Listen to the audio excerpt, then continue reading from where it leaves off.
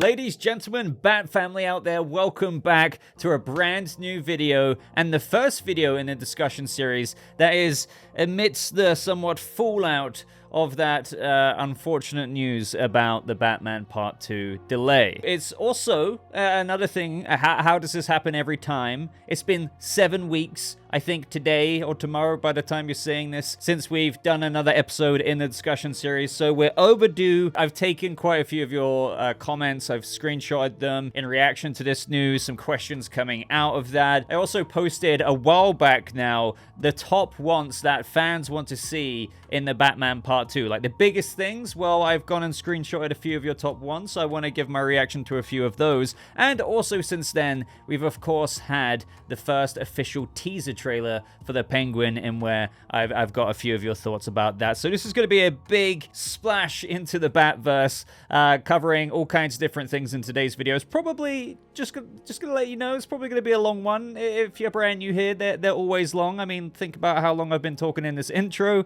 But let's just get straight into the first question. Actually, before we do, would really appreciate a like. Let YouTube know that you're enjoying this content, so it can be recommended to other people, and we absorb more Batverse fans who are also crying in Crime Alley until 2026, just like we are. But either way, first comment here is from JSKRABAC. Pattinson will be 40 when it's released. This is crazy when you consider we were supposed to be getting a younger Batman early in his career, yet Bale was 31, 34, and 38 respectively when his trilogy was released. Pattinson will already be older by part 2 of his trilogy. 255 upvotes there on that comment. So what I would say is, actually, I screenshotted the replies to this comment. I fully agree with what Ryan and Mandy says here, saying he'll be in his 40s, but doesn't look like it. And then he may be in his 40s, but the dude still looks like late 20s and early 30s. It'll be fine. So yeah, I do completely agree with that. It's just more, I don't think the original poster was saying that he won't look younger than his actual age. It is just more identifying, hey, isn't it crazy that I'm pretty sure Robert Pattinson was cast as Batman around about when he was 34 years old. Now, he's 37 right now, but his birthday's in May, so he's going to be 38 soon. And yeah, by the time they're filming next year, technically he won't be 40, so technically he's going to be 39, but yeah.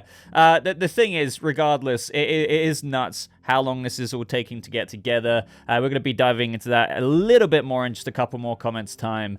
But the thing about Robert Pattinson, even though the Bruce Wayne in Matt Reeves' Batverse isn't exactly like Batman Year 1, 25 going on, well, 26 actually, it's probably more around 30 years old, because if you think about Bruce Wayne when his parents died, well, we heard at the intro of the Batman when he was in the Batcave that it's like 20 years since the Waynes died. So, you can roughly put Robert Pattinson around about 30 years old in the Batman. I think that makes sense. I mean, I'm 29, and I wouldn't say Pattinson looks like in his actual 20s. I'm not saying he looks old, because my God, Robert Pattinson doesn't look old at all, and 30s isn't old, but I would say, yeah, he could still pull off an early 30s Bruce Wayne. So we're not worried about that whatsoever, even by the Batman Part 3, which may be coming out in 2065, but jokes aside here, even by the Batman Part 3, which, funnily enough, could still be a long way away, providing that we get it if the Batman Part 2 is a decent success,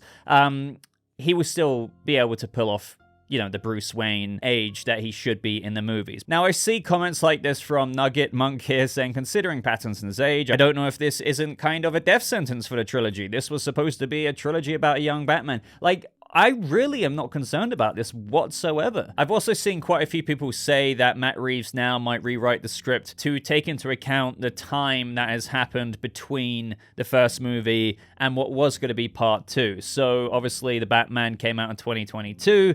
The next movie is coming out in October 2026. Once again, believe it or not, I don't think that's going to be the case, because I get what some people are thinking. Okay, 2022, March, then you got 2023, 2024, 2025, 2026. That's 4 years. Surely you would at least do a couple of years time jump, maybe. But why? If Robert Pattinson won't look bloody 45 compared to the Bruce Wayne that he was looking like in the Batman Part 1, which I can lay down money right now, he won't really look any older. Not like older in the sense that it would really be noticeable, and again, hair, makeup, and everything like that. And I hate saying that because it kind of cheeses me out, because I don't think I should even have to say that, because I don't think he will even look so old enough that they're going to have to slap on so much makeup on him. So you get my point. I'm still going to maintain my stance that between the Batman Part 1 and Part 2, and maybe even Part 3, that Matt Reeves wants to keep a close, somewhat, chronology of elapsed time to allow and see this psychological development of what Matt Reeves and Robert Pattinson both call this psychological roadmap for Bruce Wayne. Now, the one thing I have added in here is that if there is going to be a time jump of sorts, or the largest one that we could possibly conceive in this trilogy, I would reserve that from Part 2 to Part 3, because you could arguably say that a part of that psychological roadmap would maybe be to see Robert Pattinson's Bruce Wayne, instead of like a 3 to 5 month in between movies thing, hey, maybe how about 1 or 2 years or something like that. But between Part 1 and Part 2, I've never ever thought that they're going to have a big time jump. I mean, especially with the Penguin bridging the gap between the Batman Part 1 and Part 2, the main events of that series taking place just around about a week after the ending events of the movie. And then obviously he's going to become Kingpin by the end of it, and we know that this all ties into the Batman Part 2. Sure, you could say to me there, that doesn't mean it's going to be happening days before the second movie's events pick up. No, but it doesn't mean it's going to take place years or even 9 months. I am still adamant that the Batman Part 2 is going to happen in a short-ass space of time after the Batman 1. So I still think it could happen anywhere from 3 to 6 months. You know, if I really want to just allow some wiggle room there, absolutely no more than 8 months. But I could be wrong. Who knows? I mean, I don't have a psychic link to Matt Reeves' brain. Also, doing such a big time jump like some people are suggesting, I'm not sure if they're thinking about what that could do to the cohesion of Bruce Wayne / the Batman's journey. So we've seen a journey in Part 1, but then let's just say I entertain some of this. Okay, there's like a 4-year time jump akin to real world, right? Okay, well, I want to know what's happened in the past 4 years with Bruce Wayne that we just didn't see. You know, did Joker and Riddler break out of Arkham? What's gone on with Gordon? Is he now commissioner? Has Harvey Dent been an active DA for the past 3 years or 4 years since Gil Colson's head blew up? Like, do you know what I mean? There's so many moving things. Like, did Selina come back? Because she went to Bloodhaven 4 years ago. So this time jump stuff, even if you just take it off of that, it doesn't make sense. It makes more sense to keep a small gap between the first film and the second film, as per what I think they are doing and have originally been thinking of doing, because making larger changes means you need to now take into account bigger things that could have happened within the world / Gotham City events. So I hope that makes sense. A bit of a ramble there, but I don't see why there's going to be a time jump, or and especially with the original questions, I don't think there's absolutely no death sentence. Like, Pattinson's not gonna have 50 wrinkles around here, be like, oh, I'm Batman. No, he's gonna be fine. Now up next, I'm Vengeful says, it was too good to be true.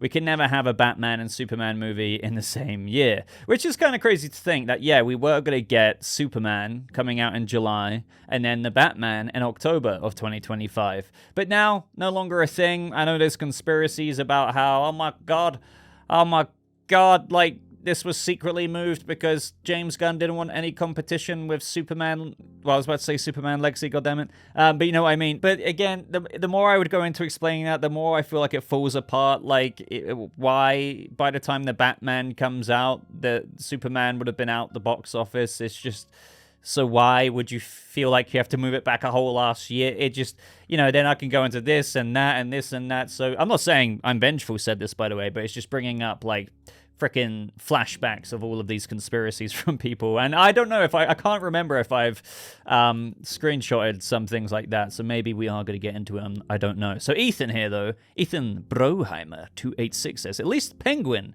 wasn't delayed. Yeah. I was about to say, technically was it, because you did have the strike, so it did stop filming. So would it have been out sooner than the fall of this year? Maybe, or maybe they always just planned for it to be out in the fall of 2024. And that is something I'm so grateful for in general, that the existence of the Penguin show. We're getting 8 hours, give or take, of the Batman, but in the cesspool of the criminal element, the Gotham underworld. And I know not everyone is viewing the Penguin with regards to, the hype levels of entering a mainline movie like the Batman Part 2 or the Batman Part 3, but I think it will satiate a lot of hunger from fans like me and you. And who knows what kind of Easter eggs they could chuck in there, the developments, how Matt Reeves has acknowledged how it's going to basically go into the Batman Part 2. I mean, he actually literally said there's actually a whole little fabric of things we're wanting to do, the way we're doing with the Penguin, and how that comes back into how that will lead into the sequel. So it really does make you think, how exactly is the Penguin's final episode going to, and I quote, lead into the sequel, the Batman Part 2. You know, it's definitely made me, consider things like, well, with Oz being the Kingpin, is this going to, well, obviously it's going to create a new power dynamic in Gotham. And, it's not as though Batman, Bruce Wayne, wasn't dealing with that before with a previous Kingpin like Falcone. But yeah, no, I'm already going on a bit of a ramble here, but I'm just thinking about, okay, so how does it tie into the second movie directly?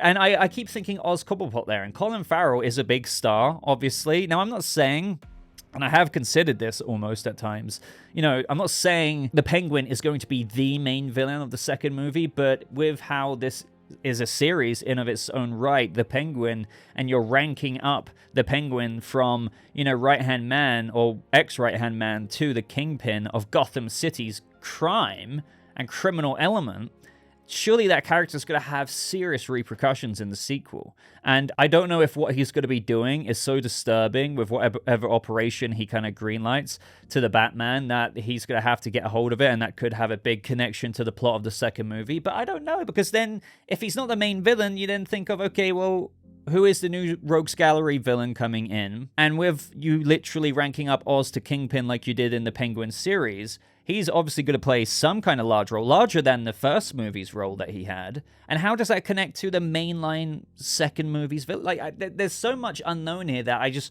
I want to mine that ore, if you know what I mean, and get into, like, what could be happening. So if you have any ideas about my rambly little thing there, please let me know. Please let me know.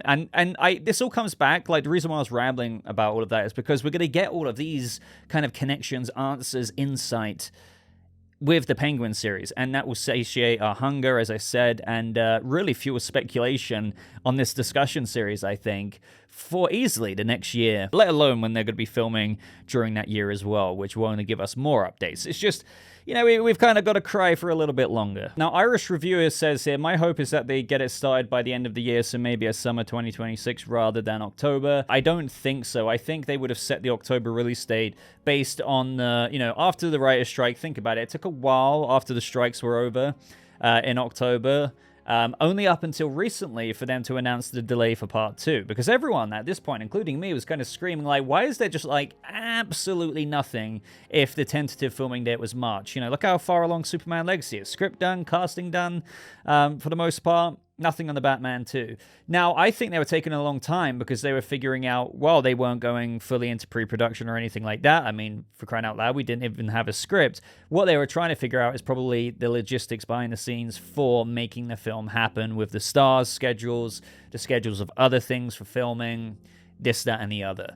So I think that is why October is the release date. And honestly, the more you look down that route, as I was saying, in such a busy business with such big stars, after a massive disruptive thing that just stalled all of these productions, it just makes sense why it could have been pushed back so far, which also, a silver lining, does give more time to perfect the script and get everything right in pre-production. And James Chinlin's impeccable, production design and, cooking up all of this fantastic stuff. They're going to have a long time to work on it, and that's something I do think is kind of a bonus in a weird way. So Jackson Crane 17 says, hey Boba, leaving this as a possible question for whenever your next discussion series is, do you think the delay of the Batman 2 could lead to rewrites of the script and open the door for the Joker to be the main villain of the second movie instead of the third? The delay could alleviate some of the Joker fatigue the community is feeling right now. Would love to get your thoughts. So I guess my first reaction to that is, well, A, we don't know that the Joker was ever going to truly be the third movie's villain, but I think that's a theory that maybe we've all been thinking, okay, maybe they've been cooking like a long-term arc, right? With Barry Keoghan's Joker, we might not see him anytime soon in the movies, other than maybe another small teasing scene in the second movie, but to truly be fully flourishing in the third movie. That's never been confirmed, so let's just run with that for a second, though. I don't see why, even if that was originally going to be the case, hypothetically, just because of the strikes and the script delay, why Joker would be expedited to be the second movie's main villain. I don't really see a correlation there. There was another theory, though, that maybe they were going to originally flesh out Barry Keoghan's Joker in the Arkham series, of which obviously was originally at its conceptual level, obviously in the Batverse. And since that was no longer happening, I have speculated that, we could be getting a bit more Barry Keoghan's Joker in the second movie. But yeah, I don't really see why a delay of the Batman 2 would lead to the Joker being the second movie's villain, because for all we know, we could still be getting the third movie if the box office isn't incredibly poor for the second film. But I guess with your last point there, since we are having a 4-year gap between both movies releasing, your point is about Joker fatigue in the community, because there's one thing I see quite a bit, people saying they're sick and tired of the Joker. I don't quite understand it because, he has been in things, but the last proper time outside of a movie, unless you really want to count Jared Leto, but, I don't count, minor appearances from Leto in Suicide Squad or whatever.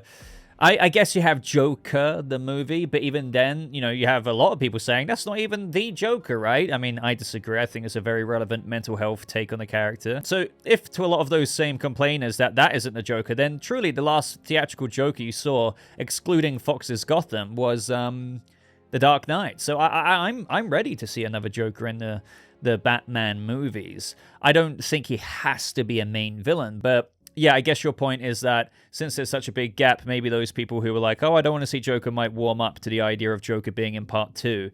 I don't know. I don't know about that, especially with Barry Keoghan's Joker. From what I see as well, it's a bit of an unpopular opinion of mine to say that I don't really remotely mind the design that Matt Reeves went with. And, the irony behind that is, with a lot of people not liking the design of Barry Keoghan's Joker, is that Matt Reeves was inspired by what inspired Joker in the original Batman comics with, the man who laughs, Conrad Veidt's, stuck smile, and how he translated that onto Barry Keoghan's Joker. As for Jack's comment, ultimately, I don't think a delay could lead to a massive rewrite of the script, especially when the script isn't even done. I think whatever story is happening for the Batman Part 2 is still being figured out. I mean, it might almost be near completion, but I don't think just because it's been delayed, they're like, right, let's bring in the Joker and put him as the second villain, where originally I was going to do Hush or Mr. Freeze. But I will say, final word on this, is that if the Batverse Arkham series is no longer a thing because it's been pitched for the DCU, I think it is safe to assume, or while we can't confirm, that Barry Keoghan's Joker was going to have maybe more fleshing out in that, let's just say, 8-episode limited series. Now that's no longer happening. I would expect some, maybe, I wouldn't say rewrite, but implementation of an idea change of Joker in the second movie, where he was originally maybe not going to have too much of a scene like the first movie, but he would have been in there. But now, no Arkham series in the Batverse, maybe we put a few more minutes of him in there. And the examples I give of that is how we had the deleted unseen Arkham prison scene, and that lasted for a few minutes, but it was cut out the movie. Now imagine in the second movie for the Batman Part 2, if that original unseen Arkham prisoner scene was included, how much more Joker runtime we would have got. I feel like we're going to get something maybe akin to that. Then we have from comic book fan 89184 saying, honestly, after seeing how James Gunn's Superman movie has been getting so much updates, more than the Batman Part 2 following the conclusion of the 2023's WGA strike and SAG-AFTRA strike, I'm not surprised at all that the Batman Part 2 got delayed by a full year. And yeah, this is the thing, and a lot of people think that, oh yeah, the strikes don't have that much to do with it. It's like, don't think you really are fathoming how much that does have a ripple effect on certain things. He did start writing after the Batman, the first movie, but people thought as soon as the Batman came out in theaters, he was writing in March of 2022. That didn't exactly happen. It took a couple of months before we heard news about the script being developed. Then he does have other things going on in his life. He has his own production company, 6th and Idaho. There was obviously the Penguin series happening now. Obviously, Lauren LaFranc wrote that, but obviously Matt Reeves producing it. He has and it's his Batverse. He has quite a bit of a vision direction there of where things should be going, if you will. Then, obviously, the strikes happened in May. Now, the thing is about that as well, is that Matt Reeves does write very slow in of itself. So even those little kind of, I wouldn't call them roadblocks, but little things that I was adding in there, these little caveats of Matt Reeves first writing the Batman Part 2 script, it wasn't like a fully smooth process, but on top of that, he's very, very, very meticulous, insanely slow way more slow than, for example, James Gunn wrote all of Peacemaker Season 1 in the pandemic in just 8 weeks. Literally 8 weeks. One episode a week. One episode a week, and Peacemaker Season 2 took a little bit longer, but still insanely fast. Do you know what I mean? The differences between those two are really, really big. But again, with Matt Reeves, he literally said this with regards to the first script of the Batman.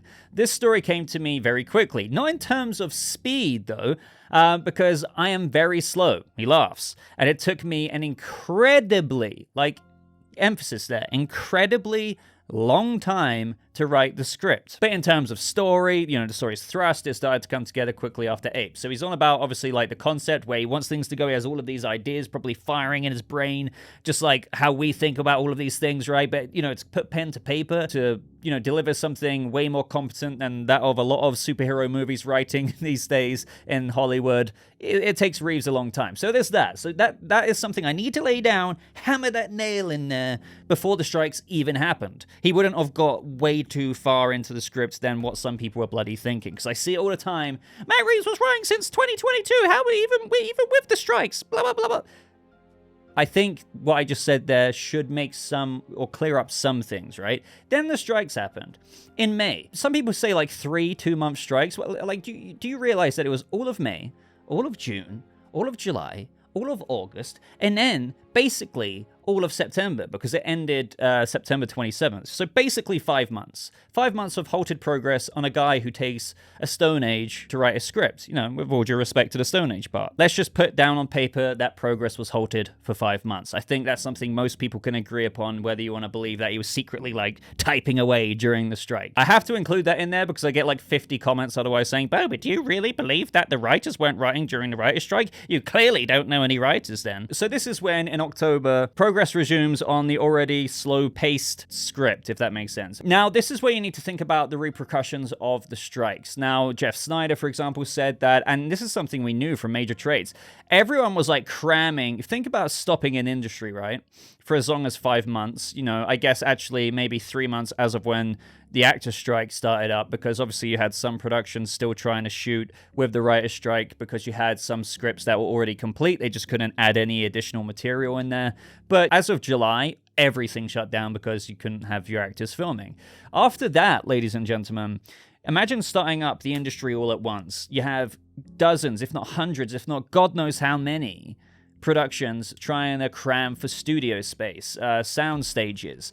And that is something to consider, and they would be booked up. You even had basically a queue, with those having the highest priority to resume shooting being those that were already quite far into production during or just before the strikes. But then there's also the ripple effect now of what this means for the schedule of movies. This is something that really starts to cement it in for how you then might need to shift around release dates for movies like The Batman Part 2. So given the schedules of actors that were booked in for certain things, like Colin Farrell doing this project and in that movie or that show, and then Robert Pattinson doing this and then doing that. Before the strikes happened, it was all laid out, right? In their calendars, they met with studio execs, they would have signed a dotted line. It's right, I'm doing this then, and I'm doing that then, but I'm keeping this free because I'm probably doing the Batman 2 around then. But all of that gets reshuffled like a deck of cards, basically. When the strikes are over and the industry starts up again, you're then getting and trying, or think about all the logistics of all the assistants and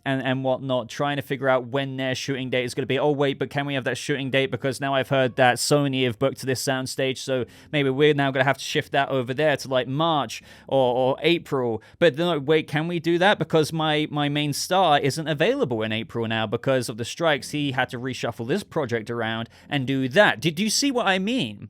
And think how many cast members of the Batman there is. As I've said before as well, I think when it comes to these things, all of these fears are based on, well, it's just conjecture, to be honest. One of apprehension that I do understand, because we're simply observing that there is a new universe growing with the DCU, a new Batman iteration coming to fruition with James Gunn's The Brave and the Bold. So, it kind of reminds me, I don't know why Star Wars is now entering my mind, but when frickin' Palpatine said about the tragedy of Darth Plagueis, right? You know, if, again, I don't know if this is going to make sense, God damn it. When he says, like, all those who gain power are afraid to lose it. So if you want to look at us Batman fans, right, we've gained our Batman. All those who have gained fandom, I guess you could rewrite it to, with their Batman, are afraid to lose it. So weird analogy here, but us Batman fans who feel so strongly about this vision are thus afraid to lose it. So there's almost this innate fear of losing it that leads to this speculation that is therefore summoned in a lot of fans' minds that, you know, the more you kind of, you know, turn page over and look into these theories, you'll be like, okay, so this doesn't make sense. It just sounds right in terms of what I'm most afraid of happening. But when you look into it, like I was just saying a second ago, with all of these logistical reasons as to why things might happen, and then just on top of all of that, by the way, yeah, Matt Reeves still needs to finish it off. On top of all of the scheduling things, that starts to sound like, oh yeah, maybe that is kind of right, you know? It's like, as I say, you kind of take the goggles off, you zoom out of the situation. There might actually be not really as much cause for concern as what people are thinking about when looking upon the situation with a bit more clearer vision that isn't influenced by, you know, oh God, I hope nothing happens to the movie, right? I hope it's not cancelled. It's just things, you know, got unfortunately delayed. But I do see how people go down you know, slope of, oh my God, could this mean this? Could this mean that? But I feel like the more you go down those theories, the more you kind of latch onto things that sound like they make sense, but are based on nothing truly, but conjecture with little small bits of, well, technically James Gunn said this. So to then like latch onto all of these other ideas, I think, you know, the thing with, I'm not saying it's like an outright conspiracy, but these things, you have kind of confirmation bias the more you go down it. Does that make sense? The more you go down it, you're not really looking to hear evidence on the opposing side. You're only really hearing things that support what you might think is going on, because you're either wanting that to happen, actually, or some people are so scared of it happening that all they ever kind of look upon in the future is something else that would support their biggest fear coming to fruition. I don't know. And then there's comments from Josh Kosh here saying, what concerns me more is all the theories that part 2 is going to be the end of the Reevesverse. This delay is making people start to think even more now that he is spending extra time on the script in order to make part 2 an epic finale, because Warner Brothers doesn't want this franchise competing with the DCU. So with this, again, it kind of, I think, is an example, and I'm not saying Josh is saying this outright himself, it's just, you know, he's concerned because he's hearing these theories out there, and this is why I decided to highlight it, because, yeah, this is the kind of stuff you see all the time. Once again, a fine example of conjecture that may sound like it really makes sense, right? It's like, oh, maybe that, yeah, what if they round it off at part 2 and don't make a part 3? And the more you, like, really try and logically look at things, it doesn't really add up again. The more you look at it, the more it looks like fear is taking root in the ideas of fans, and thus they're thinking, okay, new DCU, new Batman, so therefore they must want to get rid of the Batverse. So therefore, right, we figured it out. But the thing is, you know, if the Batman Part 2 makes, you know, the Batman Part 1 made quite a decent amount of money, $780-something million, do people really think that they wouldn't, because there's obviously all the theories about the Batman Part 2 being cancelled. Why would Warner Brothers not want to do that? Why would DC Studios not want to do another Elseworlds movie, of which James Gunn has already demonstrated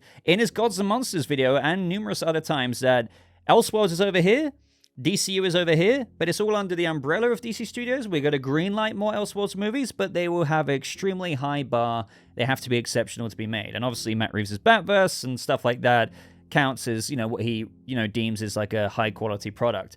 So why would they not want to make profit on such a promising and you know, clearly a big fandom for part 2? And if part 2 does well, then they would want to see the return and profits to close off the trilogy with the Batman Part 3. And I get the idea almost at the concept level of people saying, oh, competition with their own DCU, but like if it's clearly labeled, and which I think is very evident, even yes, to the general audience, an Elseworlds movie, hey, Robert Pattinson isn't the mainline Batman in the DCU, like that's this whole other thing. It's not a competition as much as people think it is. I mean, let's answer that for a second. Can you compete with your own movies, you know, under the same studio? Yes, you technically can, if releasing within the same month or something like that. You know, inevitably, some people and families are only going to choose to spend that $40, you know, the popcorn and whatever concessions you get, and, you know, it's expensive on one movie, right?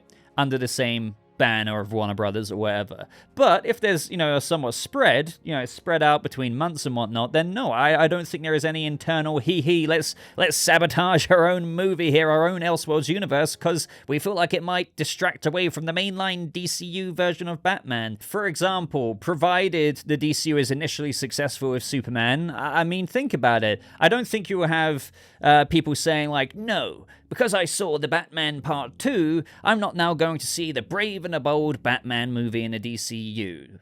I just feel like people will be interested in both, especially fans, but yeah, even the general audience. It's just, obviously, if it released, one had a September release date of the 13th and the other had a release date of September 27th, then yeah, that would be competing. But I don't know. Once again, guys, lesson learned here in my massive ramble is I don't think a lot of the fearful speculation out there is based on too much. Now, at the same time, I do want to end this off by saying I'm not an oracle. I can't read the future. Who knows what may happen, whether, it does end with Part 2. I don't know. I don't know. Like, I admit that. I truly don't. But one thing that I can observe, of course, is that there is more evidence of, the Batverse continuing than not. I mean, not so long ago, you also had James Gunn joking about, I'm also picturing the Batman 3 being an adaptation of Merry Little Batman. Now, yes, you can't take that too seriously. It's not confirmation of the Batman 3. That would truly depend on the box office of Part 2 anyway, like whether they want to make a Part 3. But I'm just saying, like, the dude's joking about Part 3 casually. I don't think there's any secret kind of agenda to eliminate it. It's the kind of thing where it's like, okay, if Part 2 does well, the DCU's cooking still at that point in time. It's like, hey, yeah, here's another Batman tale with Part 3, which also is the one to close off the trilogy anyway, or Batman's epic crime saga, as he calls it. And a saga definitely isn't 2 movies. He seemed to talk about that stuff on Twitter after they found the release date, and that was all being announced around that time. So he would have had conversations with James Gunn at that point, saying, yeah, ideally, if the box office goes well, and, after Part 2, then, yeah, you're going to get your 3-movie saga. Now, I know a lot of people were thinking saga could mean way more than 3 movies, which technically it can, but it also does still count 3 movies. But, yeah, I'm going off topic once again here, but, guys, I wouldn't worry right now. Technically, yes, anything can happen in the future, but I just guess my parting message with this is, while none of us can be sure of anything, don't dive so heel or knee deep into one side or the other, especially one side that is convinced that all the worst things are going to happen based on, what exactly? Maybe 1 or 2 things that may support your, this doesn't seem, but like, where's the tangible, okay, the strikes thing is a bit more tangible to me with what I went over, but like the other side, I don't know, like, just don't put everything into that. Now, a top wants list here from Bumper Car Joe 6391 saying, number 1, snow-covered Gotham. I would love that. I've said this billions of times before. Quite likely to some extent, given that the Batman 2 will pick up after the ending of the Penguin. Again, it could still be a couple of months, but given that the Penguin's taking place in November, that's when the movie ended. We know that the Penguin takes place right at the end of the movie. Basically, Wednesday, November 6th is what the monologue said from Batman. So, even if they want to leave a couple of months for the Batman Part 2 or 3 months or 4 months or whatever, winter lasts until like March 20-something. So, really hoping for that. Multiple rogues, Deathstroke, Scarecrow, Freeze. The whole Deathstroke thing, I know I've said this before as well, but believe it or not, like, unpopular opinion, but it's kind of true at the same time. Deathstroke isn't a Batman's Rogues Gallery villain, as in the Rogues. Deathstroke has fought Batman in more and more popular recent years, but he's more of a Teen Titans or a Titans Rogues Gallery villain.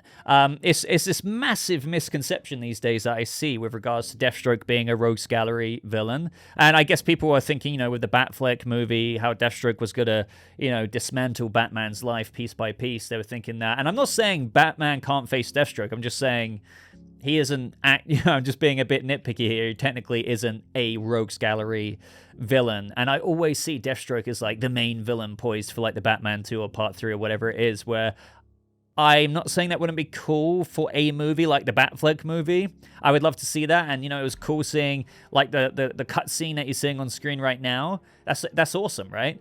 But I would still rather a rogues, as in a Batman rogues gallery villain, rather than Deathstroke. Number 3, developed Playboy Bruce Wayne. I disagree there. Believe it or not, I do like the Bruce Wayne Playboy-esque kind of take. You know, it's just like, you know, I like Superman with trunks and without trunks kind of thing. It's weird to say. So with the demeanors of Batman, I like when they showed with Nolan's Christian Bale Bruce Wayne, that attitude. But with Bruce Wayne in the Batman, I've always said I think he's going to come out of his shell a bit more. So like being a little turtle, coming out of his shell, being like, okay, Alfred, I'm going to a few more events, stuff like that. You might be a bit more conversational with Bella Real and expected conversations that might happen in the second movie, especially with the Wayne's image being quite bad after the events of the first movie. Now, given that the entirety of Gotham's public, everyone now thinks that the Waynes, or should I say rather, Thomas Wayne got a reporter killed and Martha killed her parents. Oh, no, sorry. Or like Martha's mother killed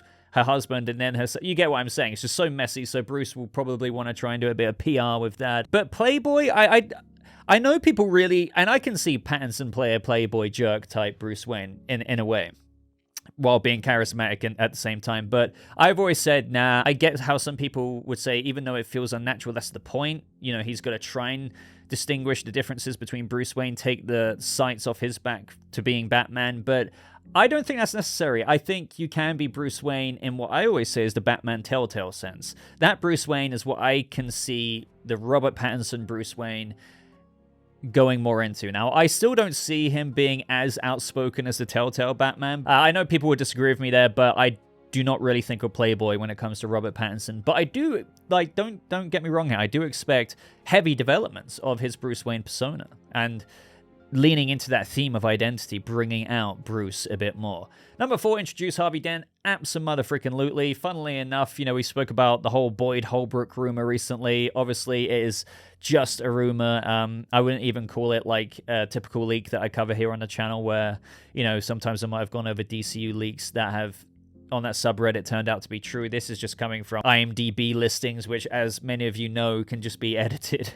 And guess what? Mattson Tomlin, like he sometimes does, while this can't be guaranteed, sometimes when news like this comes out or like rumors, he will just post a lol or a laughing face. And many people seem to think that it could be believed that he's just laughing at the rumor and how it's not true. And then he put a lol a day after, give or take, when this Boyd Holbrook stuff came out. Maybe indicating that doesn't mean that Harvey Dent won't be in the second movie, but Boyd Holbrook being Harvey Dent, probably not a thing, even though I do love that casting idea, that fan casting.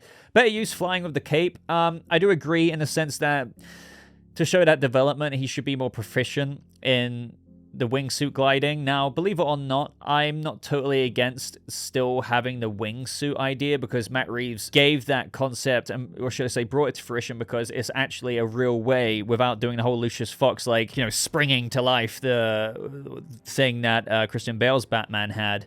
It's a real way. It's like, yeah, people go wingsuit gliding, literally.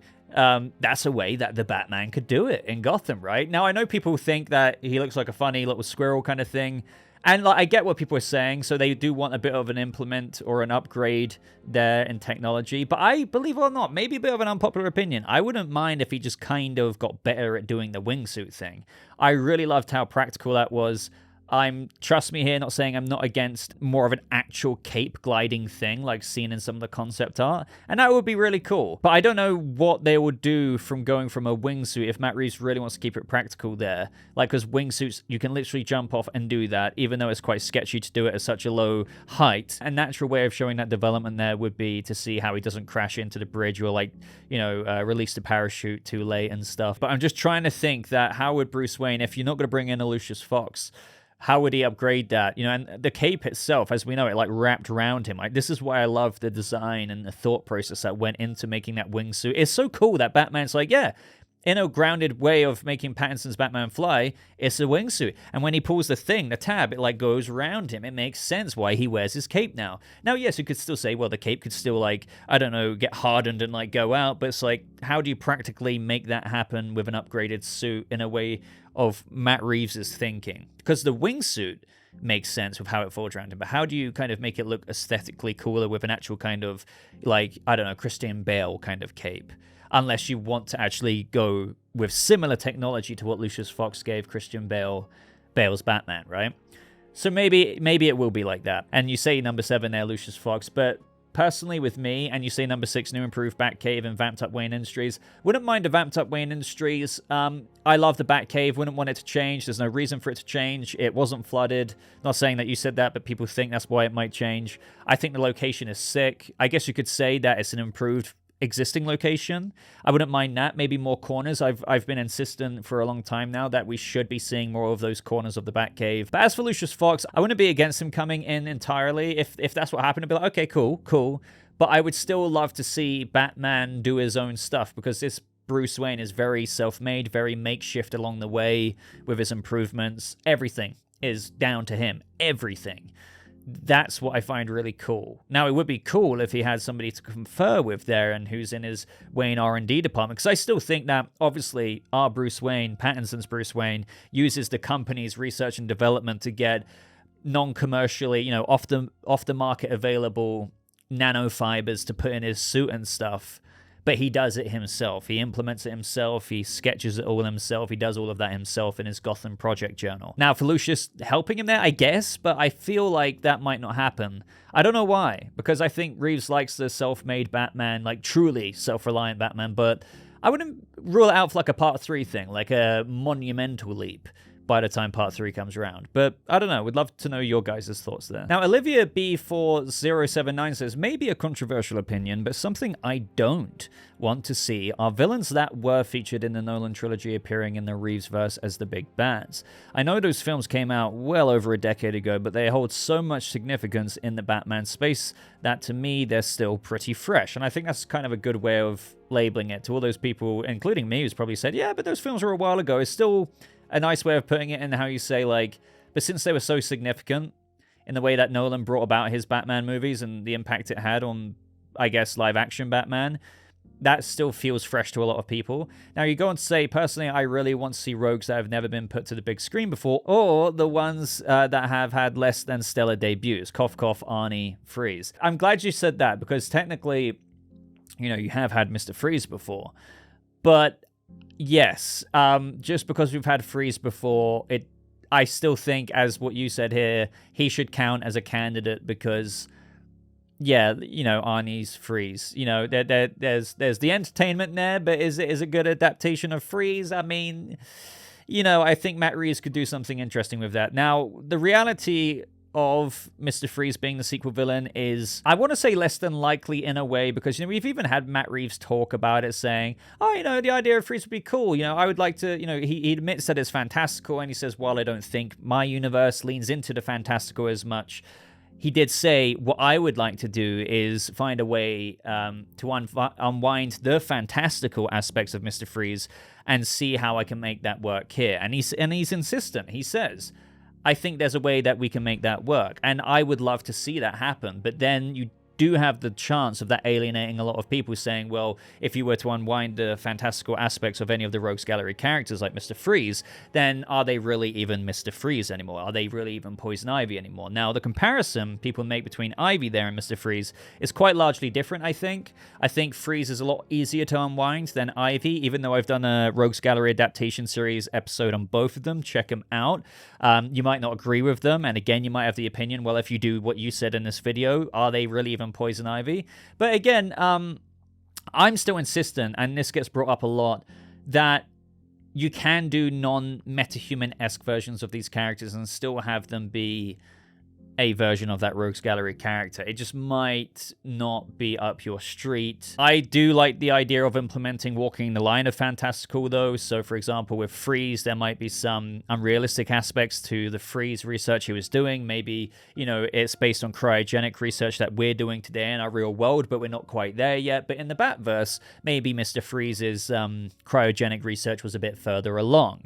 Do you know what I mean? So it's not fully fantastical, just like the Planet of the Apes that was grounded in our reality, yet obviously the Planet of the Apes films that Matt Reeves did still had a drug that had apes evolve to basically take over the world. So you get what I'm saying. I don't think Matt Reeves is against, because I think people also misconstrue the idea of what grounded is. You can still have grounded in reality with some reaching ideas that aren't based in our reality. That's what fantastical is. Sometimes people are like, what does fantastical even mean? Essentially, to sum it up, it means not based or, within our own reality. It's based within a fantastical or a fantasy, if you will, that doesn't really exactly adhere to our own reality. So I don't think it's important to know that Matt Reeves won't go too far in that direction, but I don't think he truly rules it out. Do you know what I mean? So I think he would really ground Mr. Freeze, but wouldn't rule out some of the slightly far-fetchy aspects of it. So the reason why I said less than likely as well is, this is just my own speculation. I think the very fact that he was asked by that interviewer about Mr. Freeze, and he was like, I think there's a really good story there that we could tackle, as long as, we unwind the fantastical seal that can work here.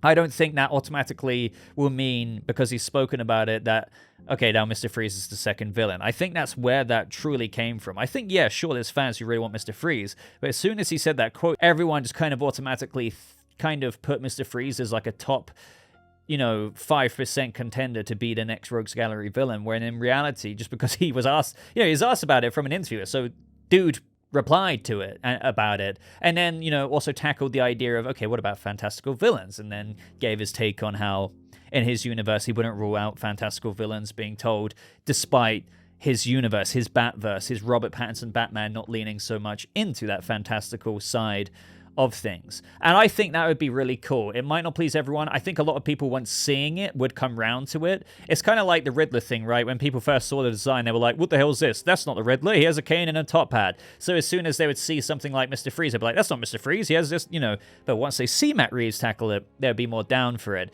But I really want Matt Reeves to do something that would be borderline controversial, because he kind of has that clout and proven goodwill with the first movie, that if he went in to the second movie doing an iteration of, let's just say, and go as far as Poison Ivy or Mr. Freeze, where they're grounded in reality with some far-reaching fantastical aspects, but are still conducted in such a way where it's not fully, like Mr. Freeze quite literally having to survive only at sub-zero temperature. Like, that would kill me and you. So I don't think he would do it like that. But I still think he could make a story with Nora, her disease, cryogenic research being an actual thing, how he was so close to that, Mr. Freeze developing this suit. I don't know. Do you know what I mean? I know people take the piss and say, what's he going to do? Squirt liquid nitrogen at people? Like, we can joke and laugh about that as much as you want if you don't dig the unwound approach, if you will, that Matt Reeves could do. But I think he could find something there. So I'm definitely with Olivia here in how we should have maybe a character like Mr. Freeze, but I don't think we're necessarily going to get him. I would be so happy if we did, though. But as for, the original question, villains who already appeared in Nolan's trilogy, that's a tough one for me, because I do get it. I do think, if we saw Bane, should we really have Bane for the second movie or the third movie? If we saw Scarecrow, should we really have Scarecrow? But I'm so biased with Scarecrow because I think Matt Reeves' iteration of fear toxin and stuff would be so incredibly amazing. But this is where he could, as per what I was saying about the Mr. Freeze thing, what about something that people would kind of initially, maybe not you watching right now, but to some of the mainstream audience, they'd be like, who's the ventriloquist? This could be the chance for Matt Reeves to really make kind of what James Gunn has said before, other characters, the new Diamond characters of tomorrow. So you have Diamond characters like Batman, Superman, Wonder Woman and stuff, or Rogues Gallery characters like Joker and whatnot. But what if Matt Reeves made such a popular second movie with a villain that is kind of left on the lurch a little bit, maybe not amongst comic fans, but if it's not Scarecrow or Joker, people are like, who the hell's this guy, right? Maybe he could do something like that with one of the other Rogues Gallery characters, and I'd be really down for that. But I think some people think with Professor Pig or the ventriloquist, will it just be like another heavy, who's the serial killer thing? And that's one thing that intrigues me. So he's going to have to, maintain that without feeling like a retread of the first movie. But that's where I think ideas of, Mad Hatter and stuff could be a bit more complex. It's, not necessarily straight up killing. There's, other things going on there at the same time. And you could say that with other Rogues Gallery characters, of course. For example, Professor Pig trying to, lobotomize people into, doing this Dollatron thing, so they're trying to find and save people and stop them from becoming his latest victims. But it would still feel like, okay, we're now trying to stop this guy from killing people. So I am so fascinated to get a taste of what this new plot could be. with the Batman Part 2 and how the Rogues Gallery villain fits in. And more importantly, separates itself from the first movie. And I have no doubt that it will separate, from with other things like the second movie, even if it was a killer. I doubt this subplot, one of the main plots actually would be about corruption. Like the Riddler was a killer, but it was also about exposing the corruption. The second movie could be a killer, but it wouldn't be about exposing corruption again. So what would that overarching thing be? So do you know what I mean? It's all of these things to consider. Which is why I think people do and have already looked into the idea of Mr. Freeze, right? A more compassionate story, a story that forces Robert Pattinson's Batman to think, just like what Matt Reeves said about Selina. Batman, before Selina, thought that there was only good people and bad people. And it's just as simple as that, right? So same thing with Mr. Freeze. That's already a fascinating foundation. But he's doing things that Batman can't exactly let slide. This could still tie into the theme of identity, Wayne Enterprises and stuff like that, Goth Corp, how all of this comes into it, like that being like an overarching thing, and how there's maybe stuff that Batman, or should I say Bruce, wants to root out, and stuff that maybe he wasn't really aware of within that of his own company, or where his company extends to. So I think that direction is still detective, is still point of view driven, is still all of this, but does separate it enough from what would seem to be, or what people are concerned about, maybe this formula, like, hey, let's bring in Professor Pig and, do another, criminal spree and connect it to some kind of overarching thing. At least the Mr. Freeze thing, and maybe I'm not giving enough credit here to what he could do with another villain that seems like it would be too similar to the first movie. But the Mr. Freeze thing does feel like it kind of transcends, or is a natural evolution to not only the development of Bruce Wayne, but what Batman could experience with a Rogues Gallery character who is a bit more nuanced. Not everything is black and white, but he's still willing to do anything by any means necessary to save his wife. Now, this is a thing that I keep seeing pop up again and again, actually. So Bat Strikes Back here says, hey, Boba, do you think by the time we see Joker locked up in Arkham, the reason he's so scarred and disfigured is because he recently had fallen into the vat of chemicals and he's still healing? So by the time we see him in the Batman Part 2, he'll have a more full look. Also, thanks for choosing my comment. Love the video. So, no, I mean, we do know that there was no chemical vat. Matt Reeves has even said, like, instead of doing the chemical vat, I wanted to do this. Now, that's me paraphrasing, but we know that his look is due to a congenital disease. So he was born with this. He was born with this skin condition, this stuck smile of his. Now, sure, you can see, as you're seeing on screen right now, and I've heard this from behind the scenes, he probably picks at his skin a bit as well. Imagine like the most insufferable dermatological skin condition, and where, I mean, I'm pretty sure people watching this right now have skin conditions. Imagine one where it's to this extent where I think, even the little boils he has on his hand, they might be a result of his congenital disease. So that just is a thing that happens. Or, you could argue that's him picking and it turns and scabs over and stuff. But I think he has things like that occur in his skin, and he just kind of has to deal with it. But with such an intrusive skin condition like that, it would cause scarring, especially if you imagine that on your scalp, right? With enough of a thick scar tissue of you picking over scabs or this, that, and the other, you can see the scratches. It would cause scar tissue, which also leads to hair loss because your hair follicles, the hair can't pierce that tissue like it would without scars. So, I know people, I think, maybe say stuff like this sometimes, not necessarily Bat Strikes Back here, but I think they're looking for any reason whatsoever as to why maybe Barry Keoghan's Joker could be a bit more classical looking Joker in the way I went over earlier in the sequel. But I don't think so. I mean, what I will say is, since mostly he was covered, other than that towards the ending of that scene you get to see his disfigured smile and his face, maybe you could argue there might be a teeny bit of a revision. So maybe there's a little teeny tiny bit of less scar tissue in his head, so maybe he has a little bit more of a full set of hair in the sequel. But I wouldn't get your hopes up for something looking drastically different. I do think this is very intentional. Matt Reeves has gone in depth explaining about how it's this congenital disease. That makes sense with how he's got this look, but you could argue there might be a slight revision, all while still maintaining the overall influence there of this origin and how he had that congenital disease that, you know, he's like, what, 30-something years into now. But I think, you know, yeah, there's bald spots on his head, but like what I like about what they did there with his like somewhat greenish hair is that it's still spiked up in like a Joker way. Like it's still like flaring up at the sides, if you know what I mean.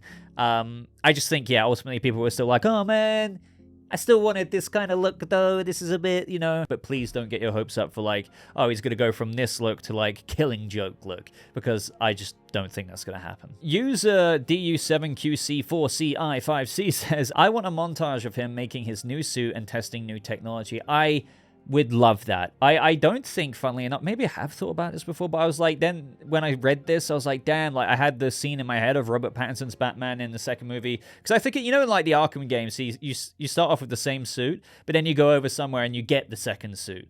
I feel like we're going to start off with maybe like another copy of the first suit, because lots of people think, yeah, it had bullet wounds in it, but it's like, yes, we know he has other versions of the same suit in the Batcave for ballistic tests, so I do think he's got more than one version of his Batsuit in the first movie. So what I mean there is he might start off with the first several scenes of the movie in that same Batsuit, but there could be a scene in where, yeah, it would be so cool to see him do a montage of like improving the suit or something like that. That would be so freaking badass to see Robert Pattinson's Batman, and where we've talked about how he is this self-made Batman, this self-made suit, this self-made makeshift Batmobile, Batcave, everything, ballistics testing is all him. Sure, with resources from Wayne Enterprises, but you get what I'm saying. So, you know, similar to what Nolan did with Christian Bale, you see him like kind of filing down the batarangs and whatnot.